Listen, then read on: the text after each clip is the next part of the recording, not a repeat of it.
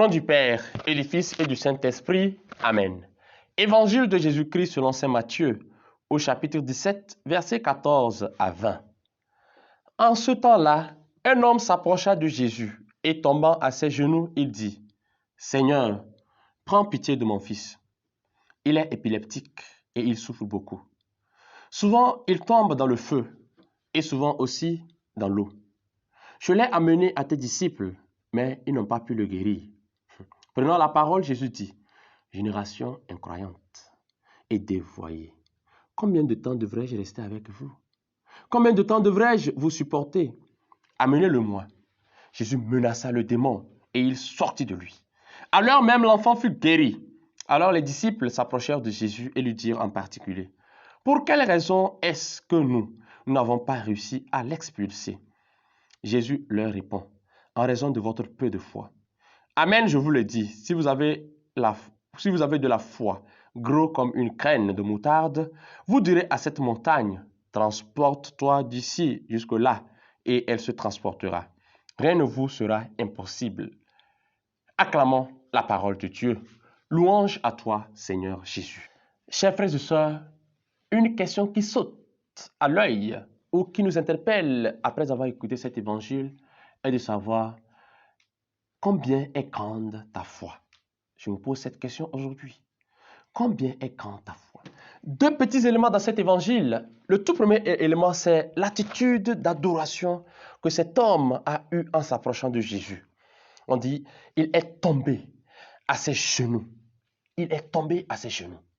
Une attitude d'adoration, une attitude de supplication. Chers frères et sœurs, aujourd'hui, beaucoup trouvent d'excuses. On rentre dans l'église, on n'arrive même pas à se mettre à genoux devant le tabernacle pour adorer le roi de rois qui y est, qui s'y trouve. On trouve des excuses. J'ai porté des habits, je vais les salir. Les genoux font mal. Beaucoup d'excuses. Mais on sait où est-ce qu'il faut s'agenouiller, pas dans le lieu saint. Chers frères et sœurs, cette première attitude nous aide à comprendre que lorsque nous allons vers Jésus, en manifestant notre foi, nous devons avoir cette attitude d'adoration intense, s'agenouiller et après supplier. Et Jésus intercède. Le petit deuxième élément sur lequel je voudrais appesantir, c'est que les disciples ont commencé par prier pour l'enfant, mais ils n'ont pas réussi. Et la raison est laquelle? C'est parce qu'ils n'avaient pas la foi. Ils n'ont pas la foi. Et Jésus même leur reproche cela. C'est un défi qui nous est lancé aujourd'hui. Pourquoi as-tu quitté l'église? Parce que tu as prié et que ton enfant n'a pas été guéri. Parce que tu as prié et que tu n'as pas trouvé de boulot. Parce que tu as prié et que tu n'as pas trouvé une conjointe. Avais-tu la foi lorsque tu priais? Avais-tu mis toute ta foi en Dieu? Ou bien tu avais un pied dedans et un pied dehors? Jésus nous reproche vivement aujourd'hui. Quel est le degré de notre foi? Quel est le degré de notre foi? Car il suffit d'avoir la foi. Et la foi, c'est l'adhésion au Christ. Voilà, dit, lui, il est capable de tout. Il peut agir dans notre vie.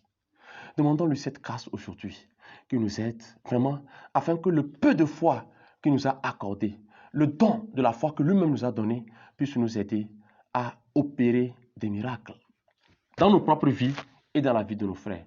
Loué soit Jésus-Christ à jamais.